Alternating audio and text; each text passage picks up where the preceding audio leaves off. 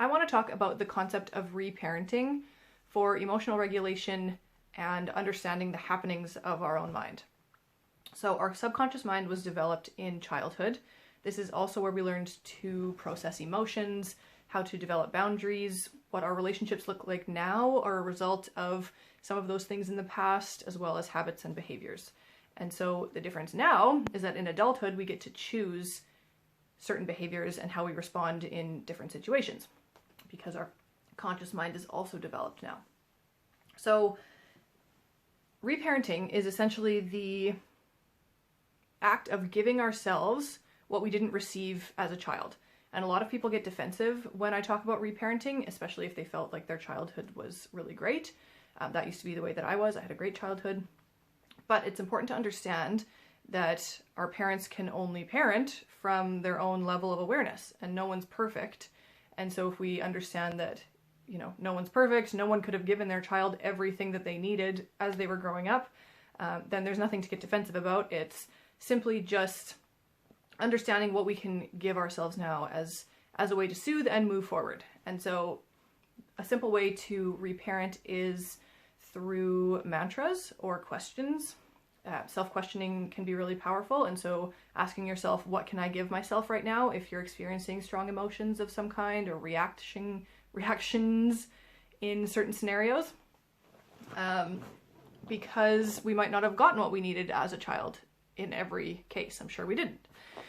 And so it could be, the answers might be really simple. You just have to sit and listen to yourself, and it might be, going for a walk, getting out in the sun, a tea, anything that feels soothing to you in that moment. And if you feel confused or you don't get a response, or this is a frustrating practice for you at first, no big deal. That's very normal.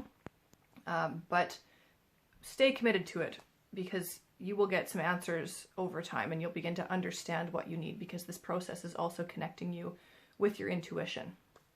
And the more we begin to understand our intuition, and the more we know how to show up for ourselves, the greater our self-efficacy over time. And self-efficacy is the confidence that you will show up for yourself or be able to achieve certain things.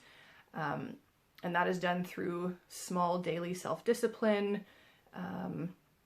And the act of continuing to show up for yourself proves to you that you're worth it over time, and you will eventually start to believe it, even though that might sound completely crazy to you right now in this moment.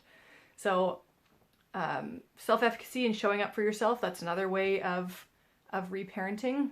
And when you show up for yourself, being able to celebrate that, even if it's, just like I said, those small daily actions, like going for a walk around the block before you head to work, or meditating for 1 minute a day, something like that. If you continue to show up, your self-efficacy will grow.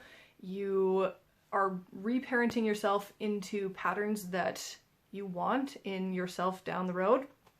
And these are kind of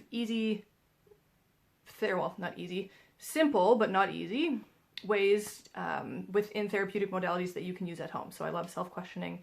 I love the thought of reparenting after you get over the defensiveness of it. I'm still obviously going through my own, awareness and emotional evolution through all of it.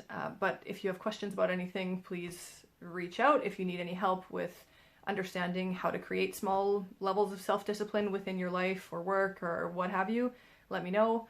And I hope you found this helpful. Talk to you soon.